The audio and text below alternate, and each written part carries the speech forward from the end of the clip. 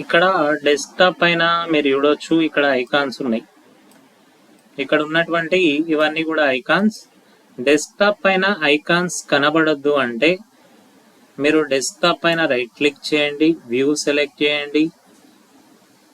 ఇక్కడ show desktop icons అనే check box check అయి ఉంది, దీన్ని అన్చెక్ చేయండి.